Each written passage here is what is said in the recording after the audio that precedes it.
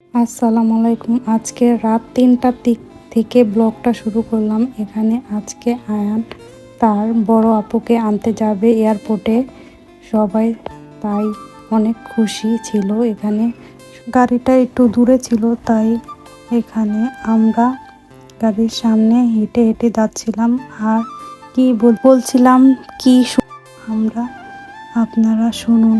এখানে গাড়িটা ঘুরিয়ে নিয়ে আমাদের বাসার সামনে নিয়ে আসলো। তারপরে সবাই একে একে সবাই উঠে পড়লো গাড়িতে। এখানে সবাই উঠে পড়লো গাড়িতে। আয়ন আবার আমাকে টাটা দিচ্ছিল আর এখন গাড়িটা বন্ধ করে দিলাম। সবাই চলে যাচ্ছে এয়ারপোর্টের উদ্দেশ্যে, রওনা হলো। এখানে সকাল সকাল আয়নরা এসে পড়েছে। আমরা আবার একটু আগিয়ে আনতে যাচ্ছিলাম আয়নের বড় আপুকে। এখানে আমরা রাকেশ লোকেশ সব কিছু বাসায় নিয়ে আসলাম। এখানে আবার বাচ্চাটা পাগল হয়ে যাচ্ছিল তাদের জন্য কি এনেছে দেখার জন্য।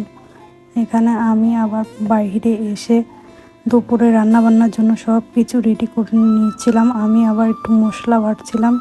এখানে আয়নকে কতগুলো চকলেট দিয়েছিল, সবগুলো রেখে দিলাম। এখানে অনেক কিছু দিয়েছিল আয়নকে। দুপুরের জন্য বিরিয়ানি রান্না করা শেষ করে এখানে গোসল নামাজ শেষে এখানে খাওয়া দাওয়া করতে এসে পড়লাম। বিরিয়ানিটা অনেক মজা হয়েছিল। বিকালে আবার আমরা একটু শ্রীনগর যাচ্ছিলাম। আপনাদের বলছিলাম না আজকে একটা বিশেষ দিন, তাই বিশেষ দিনের কারণে আয়নের জন্য একটা সারপ্রাইজ নিয়ে হাজির। বিশেষ দিন, আয়নের আজ জন্মদিন, তাই আয়নের জন্য অনেক কিছু কেনাকাটা করব। এখানে বাজারে এসে পড়েছিলাম শ্রীনগর। এখানে এম রহমানের সামনে আমরা দাঁড়িয়েছিলাম, কিছু কাজ ছিল তাই এখানে আমরা কেনাকাটা করা শেষ। এখন বাসায় চলে যাব। আমার ছোট যার মোবাইল এখানে কভার লাগাচ্ছিল, তাই ঠিক করছিল সুন্দর করে। এখানে আমরা বাসায় যাচ্ছিলাম। রিস্কায় উঠে গিয়েছিলাম বাসায় যাওয়ার জন্য। বাসায় এসে বেলুন সব কিছু নিয়ে সাজানোর জন্য বসে পড়েছি। এখানে আমি আর আমার ছোট যা মিলে সব কিছু সাজানোর জন্য বেলুনগুলো ফুলিয়ে নিয়েছিলাম। আমি ফুলে দিচ্ছিলাম, আমার যা আবার সব কিছু সুন্দরভাবে সাজিয়ে নিল। এখানে কেক নুডলস রান্না করছিলাম। এখানে আবার আয়নের কেকটা দিয়ে সবাই বসে পড়ছে। আয়ান সবাইকে নিয়ে কেক কাটবে এখন।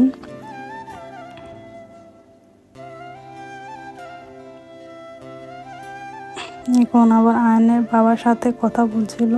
আমার ভাসুর ও আমার দেওরও ছিল এখানে, কথা বলছিল তারা গ্রুপ কলে। এখানে আয়নের কেক কাটার জন্য এখানে মোমবাতিটা জ্বালিয়ে দিল। এখন আয়নরা সবাই হ্যাপি বার্থডে করে কেকটা কাটছিল সবাই মিলে। দেখতে অনেক সুন্দর লাগছিল মাশাআল্লাহ।